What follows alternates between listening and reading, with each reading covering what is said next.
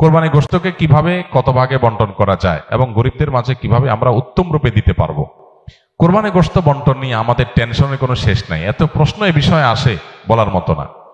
কোরবানি গোশতকে 3 ভাগে ভাগ করা মুস্তাহাব বা উত্তম। এই হুবহু 3 ভাগ না করে যদি 4 ভাগ করে বা 2 ভাগ করে বা একটু হেরফের করে তাতে কোরবানির অসুবিধা হবে না, কিন্তু উত্তম হলো এটা। আল্লাহ রাব্বুল আলামিন কোরআনে কারিমে বলেছেন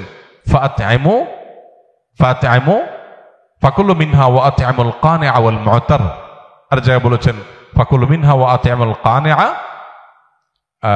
ওয়াল বাইসাল ফাকির। এক জায়গায় বলেছেন আল বাইসাল ফাকির, আর জায়গায় বলেছেন আল কানিআ ওয়াল মু'তার। সর্বসাকল্যে 3টা শ্রেণী এখান থেকে পাওয়া যায়। নাম্বার 1, নিজের জন্য একটা অংশ রাখা, নিজের পরিবারের জন্য। আরেকটা অংশ হলো দরিদ্র অসহায় গরিব মানুষদেরকে, ফকিরদেরকে। আর আরেকটা অংশ হলো আপনার প্রতিবেশী আত্মীয় স্বজন যারা হয়তো মানুষের কাছে হাত পাততে পারে না, এরকম মানুষদেরকে।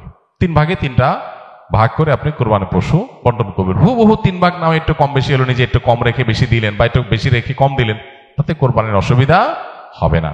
আর গরিবদের মধ্যে বন্টন করার ক্ষেত্রে সবচেয়ে উত্তম হয়, বিশেষ করে আজকাল আমাদের সমাজে কিছু মানুষ আছে যারা মানুষের কাছে হাত পাততে পারে, তারা বাড়ি বাড়িতে এক কোরবানি গোশত কালেকশন করে, তাদেরকে আপনি দিবেন।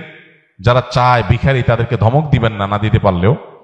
কিন্তু এর চেয়ে বেশি ইম্পর্টেন্ট, এর চেয়ে বেশি গুরুত্বপূর্ণ হলো যে মানুষগুলো কোরবানি করে না কিন্তু মানুষের কাছে হাতও পাততে পারে না, তাদেরকে খুঁজে খুঁজে বের করে যে তাদের বাসায় বাসায় গিয়ে পৌঁছে দিয়ে আসেন, সেটা হবে সবচাইতে উত্তম।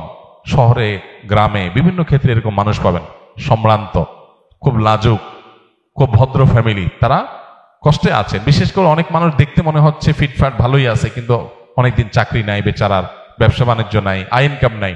এই মানুষগুলোকে খুঁজে খুঁজে তাদের বাসা বাসায় গোশত পৌঁছানো, এটা হলো সবচেয়ে জরুরি কাজ। এই জন্য এই কাজটা আমরা কোরবানিতে খুব বিশেষভাবে খেয়াল করবো, চেষ্টা করবো ইনশাআল্লাহ।